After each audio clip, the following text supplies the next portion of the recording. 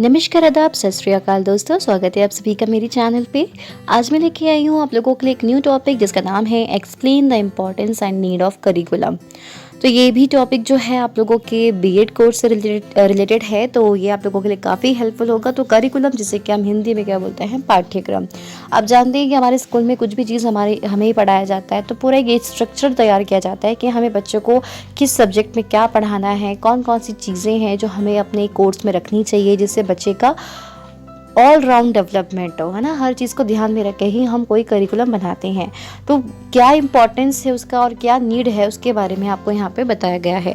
तो पाठ्यक्रम का महत्व की बात करेंगे पहले हम। तो पाठ्यक्रम विद्यार्थियों में आवश्यक योग्यताओं का विकास करने में मुख्य भूमिका निभाता है।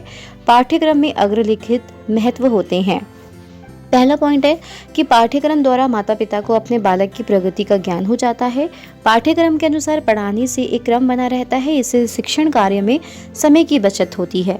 पाठ्यक्रम के द्वारा अध्यापक का कार्य सरल हो जाता है कि उसे कब क्या पढ़ाना है। पाठ्यक्रम के द्वारा पूर्वजों के द्वारा संचित ज्ञान एक पीढ़ी से दूसरी पीढ़ी तक सरलता से हस्तांतरित हो जाता है ना।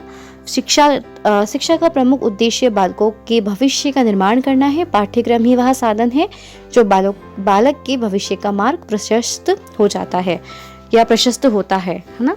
पाठ्यक्रम के द्वारा अध्ययन अध्यापन को क्रमबद्ध बनाया जा सकता है। तो अभी जो हमने पढ़ा, क्या इम्पोर्टेंस है पाठ्यक्रम की, पहले तो हमें पता चलता है कि क्या करिकुलम है हमारा, क्या पाठ्यक्रम है।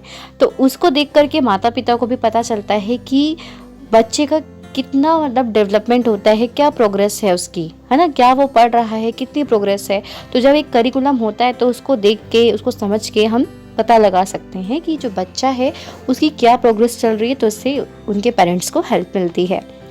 फिर होता है कि यहाँ पे जो हमने बात की, क्रम बना रहता है ना। अब हमें पता है कि ये पूरा एक करिकुलम है, हमें ये पढ़ाना है बच्चों को। तो हमें क्या होता है कि हमें एक आसानी होती है, हमारे समय की बचत होती है। हमें ये नहीं ढूंढना है क्या पढ़ाएं क्या ना पढ़ाएं। तो एक तरह से सबके स्टैंडर्ड के अकॉर्डिंग क्या होता है, आपका पूरा करिकुलम बनाया जाता है कि किस एज के बच्चों के लिए क्या चीज़ें और कितनी पढ़ानी है, कौन से टॉपिक्स रखने चाहिए, कौन से नहीं रखने चाहिए। तो ये सब चीज़ें क्या होता है कि अगर करिकुलम पूरा तैयार होता है तो इससे क्या होता है कि एक सिस्टमैटिक वेज में हम बच्चे को पढ़ाते हुए चलते हैं, और साथ ही जो हमारा जो टीचिंग का यानी कि शिक्षण जो कार्य होता है उसमें समय की बचत होती है। फिर इससे टीचर्स का भी काम आसान हो जाता है, क्योंकि उनको पता होता है बिल्कुल कि हमें क्या पढ़ाना है और कितना पढ़ाना है। देखो, कोई भी एक टॉपिक होता है तो आप जानते ही हैं कि एक टॉपिक बहुत बड़ा होता है, लेकिन ऐसा नहीं है कि आप फर्स्ट सेकंड क्लास के बच्चे को पूरा टॉपिक ही पढ़ा देते हो, उसके बारे में आप सब कुछ बता देते हो। नहीं, आप क्या करते हैं कि उनके स्टैंडर्ड के अकॉर्डिंग, जैसे कोई क्लास फर्स्ट का बच्चा है तो उसको कितनी नॉलेज मिलनी है, उसको उस टॉपिक के बारे में कितना पता होना चाहिए, तो उसको बिल्कुल छोटा छोटा, जैसे first to third fourth class तक उसको बिल्कुल बेसिक चीज़ें बताई जाती हैं उस टॉपिक के बारे में, है ना। आप देखते होंगे कि जैसे आप लोगों को शुरू में क्या होता है, पहले आपको हिस्ट्री में, जैसे आपका हिस्ट्री एक सब्जेक्ट है तो आपका पहले एसएसटी में सारे सब्जेक्ट्स एक साथ होते हैं, है ना। फिर आपको उसमें क्या होता है, बेसिक चीज़ें बताई जाती हैं। फिर क्या होता है कि जैसे जैसे आप क्लास में बढ़ते जाते हैं, जैसे आप कह सकते हैं क्लास 6 में आप पढ़ेंगे कि क्यों कब कैसे, आपका एक चैप्टर है ना, तो उस चैप्टर में अभी आपको बेसिक चीज़ें बताई जाएंगी। फिर आप जैसे 7th क्लास में जाएंगे तो उसी टॉपिक से रिलेटेड आपको बहुत सारी चीज़ें डीपली बताई जाएगी। फिर जैसे जैसे आप हायर क्लासेस में जाते रहेंगे तो आपको इससे भी ज़्यादा क्या होगा कि उसके बारे में और ज़्यादा डीपली आपको पढ़ाया जाता है ना। एकदम से आपको सारी चीज़ें नहीं पढ़ाई जाती। तो किस चीज़ को ध्यान में रखकर कि बच्चा भी कौन सी क्लास में है, कितने एज ग्रुप का है, क्या इंटरेस्ट होगा उसको, अभी कितनी चीज़ आनी चाहिए। तो इससे क्या होता है कि टीचर को भी हेल्प मिल जाती है कि उन्हें पता होता है, क्योंकि देखो टीचर को तो बहुत कुछ नॉलेज है, लेकिन जो ये करिकुलम होता है उसकी हेल्प से क्या होता है कि टीचर को पता होता है कि उनको बस इतने लेवल के बच्चों को अभी कितना ज्ञान देने की आवश्यकता है। तो इससे टीचर को बहुत हेल्प मिलती है। आई होप आप समझ रहे होंगे कि मैं आपको क्या बताना चाहती हूँ। इतने बड़े तो आप हैं ही, और ज़्यादा हार्ड लैंग्वेज में नहीं लिखा है इसके बारे में, तो आप आसानी से समझ सकते हैं, है ना। तो मतलब टीचर को हेल्प क्यों मिल रही है, क्योंकि टीचर को अभी पता है कि उनको सिस्टमैटिक वे में बच्चों को क्या, कैसे, कितना लेवल का पढ़ाना है, कितना ज्ञान देना है, कितना ज्ञान नहीं देना है ना। तो टीचर को इससे हेल्प मिलती है। फिर है पाठ्यक्रम के द्वारा पूर्वजों द्वारा संचित ज्ञान एक पीढ़ी से दूसरी पीढ़ी तक सरलता से हस्तांतरित हो जाता है।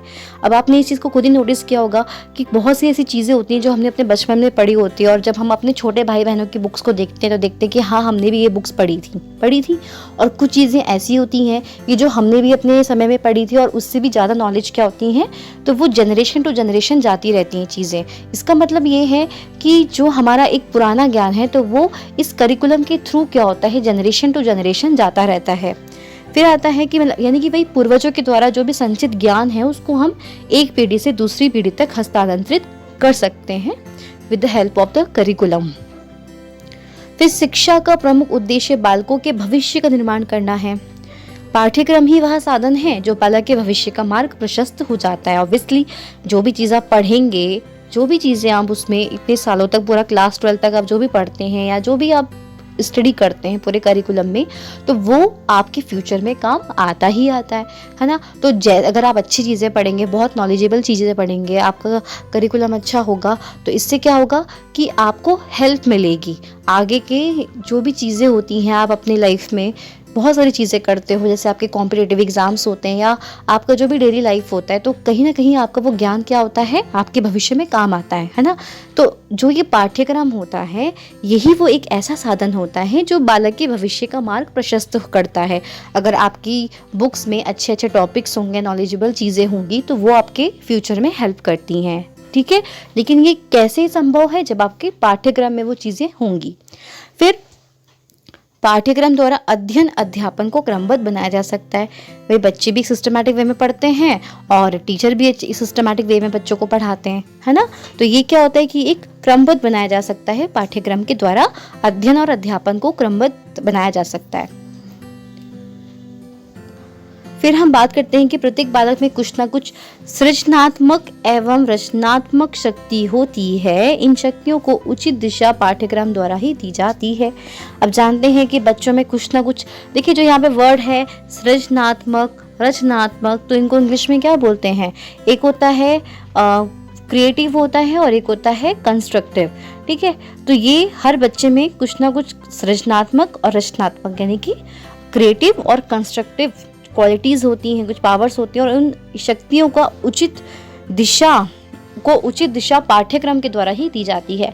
फिर पाठ्यक्रम के द्वारा बालक को अपनी सभ्यता और संस्कृति के विषय में ज्ञान प्राप्त होता है, जो पाठ्यक्रम द्वारा ही संभव हो पाता है, क्योंकि आपके बहुत सारे जो चैप्टर्स होते हैं आपके आर्ट्स एंड कल्चर से रिलेटेड होते हैं, तो आप इन्हीं पाठ्यक्रमों के माध्यम से अपनी संस्कृति और सभ्यता को जान पाते हैं कि आपके देश की अपनी सभ्यता और संस्कृति क्या है उसके बारे में, ठीक है।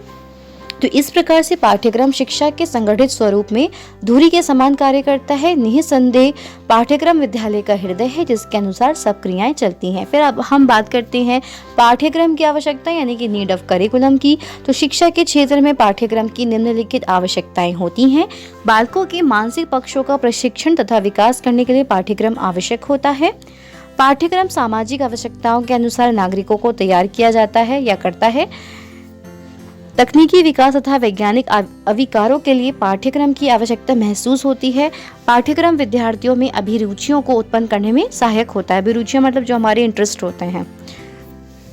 फिर आता है कि पाठ्यक्रम विद्यार्थियों की क्षमताओं के अनुरूप उनका समुचित विकास करता है।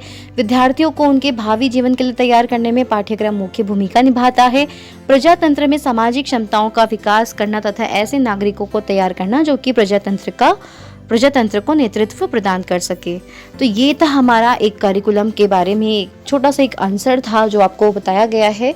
आई होप आप लोगों को समझ में आया होगा। और हाँ, साथ ही मैं आपको ये बोलना चाहूँगी कि जो भी मैं आप लोगों को पीडीएफ्स वगैरह देती हूँ तो एक बार आप उसको ना अच्छे से पढ़ लिया करिए, क्योंकि हो सकता है कहीं ना कहीं मुझसे ही जल्दीबाजी में लिखने के चक्कर में कहीं ना कुछ मिस्टेक्स हो जाती हैं। जब आप एक बार उसको अच्छे से पढ़ लेंगे ना तो आपको थोड़ा सा जो मिस्टेक्स होंगी तो आप उसको करेक्शन कर लीजिएगा, ठीक है। तो आज के लिए इतना ही, फिर हम मिलेंगे न्यू वीडियो में। और अगर आप लोगों को मेरा वीडियो अच्छा लगा तो मेरे चैनल को सब्सक्राइब करना ना भूलें और ज़्यादा से ज़्यादा बच्चों को शेयर करिएगा। स्पेशली जैसे बीएड के जो स्टूडेंट्स हैं, काफ़ी मैंने टॉपिक्स डाले हुए हैं तो आप लोगों को काफ़ी हेल्प मिलेगी। और इसी तरह से मैं आप लोगों के लिए लेके आती रहूँगी न्यू टॉपिक्स। तो चलिए आज के लिए इतना ही, मिलते हैं नेक्स्ट वीडियो में। तब तक के लिए धन्यवाद।